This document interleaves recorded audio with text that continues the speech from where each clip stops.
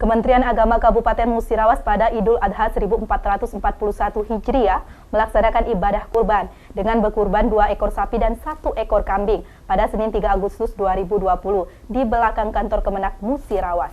Allahu Akbar, la ilaha illallah, wallahu akbar, Allahu akbar. Hari Raya Idul Adha 1441 Hijriah tahun ini, Kemenak Kabupaten Musirawas melaksanakan penyembelihan hewan kurban, 2 ekor sapi dan 1 ekor kambing. Panitia telah menyiapkan 198 kantong berisi daging kurban yang dibagikan kepada warga yang membutuhkan. Daging kurban juga diperuntukkan bagi aparatur sipil negara di lingkungan Kemenak Kabupaten Musirawas.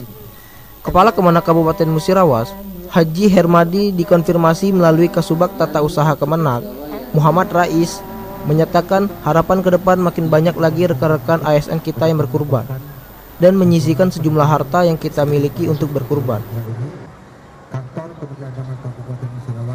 Kita ke depan semakin banyak lagi rekan-rekan kita yang berkurban untuk menyisihkan sebagian harta yang kita miliki dalam rangka mendekatkan diri kita kepada Allah Subhanahu wa Ta'ala. Rajab, Silampari TV melaporkan.